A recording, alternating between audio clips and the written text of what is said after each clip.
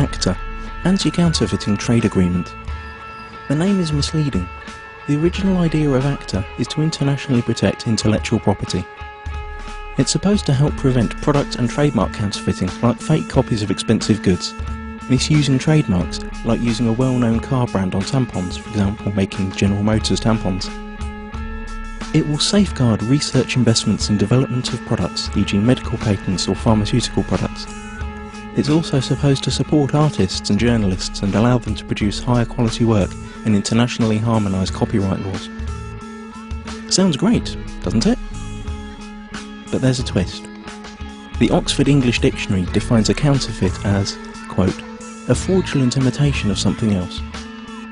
But when a file is copied on the internet, it is exactly the same as the original, not an imitation, and it is not stolen since the original is not removed.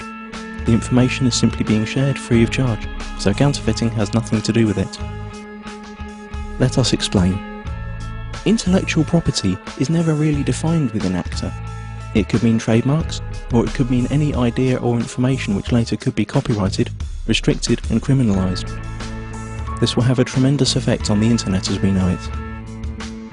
The actual ACTA text covers a huge range of topics and is very complex and hard to grasp, so we will explain what happens on the internet in a hypothetical real-world analogy. Imagine paying for a cookery course. During this course you learn how to cook some really tasty fried chicken. Then you return home and teach the recipe to your wife.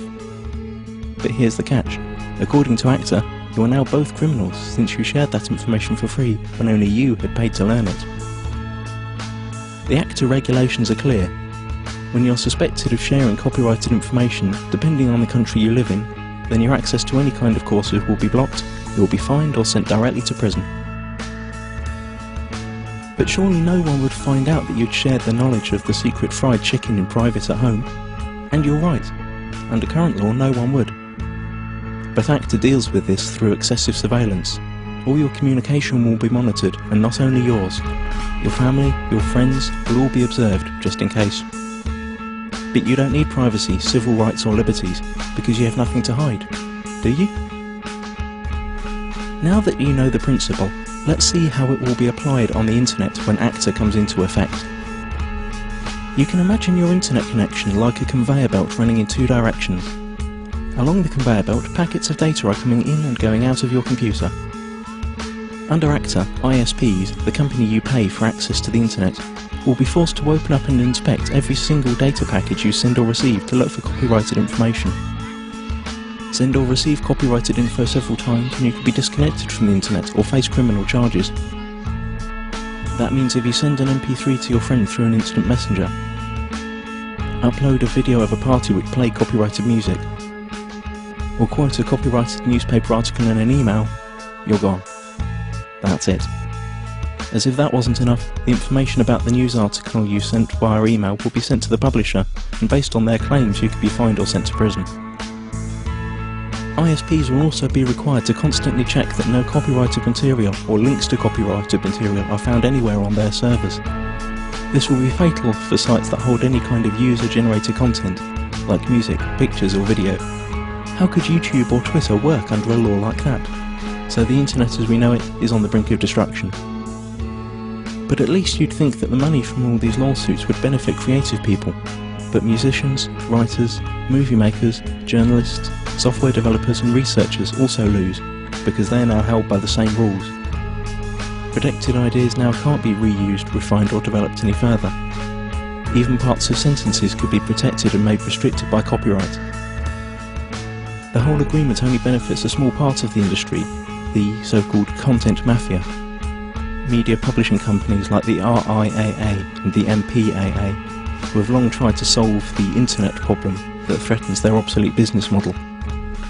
ACTA is the result of their lobbying within the governments that participate in the negotiations. Latest leaks indicate that techniques that bypass the planned content filter and blocking infrastructure will also be made illegal. And the worst thing? It's all done in secret. If you're European, it's even being done by people who haven't been elected by the public. You've already seen where this is heading on YouTube. Videos are unavailable in certain geographical areas. This obsessive copy protection is also a great tool for information suppression.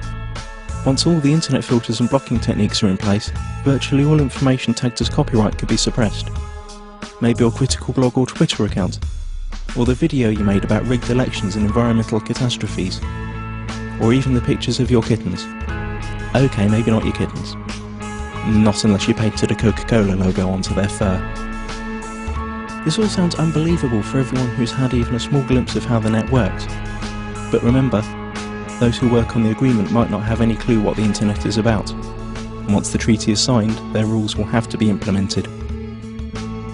The consequences we have to deal with are internet censorship, restricted freedom of speech, loss of net neutrality due to the restrictions of the use of certain protocols, total surveillance of all your online activities, loss of freedoms and restriction of civil rights, punishment like losing your internet access, and we will gain nothing.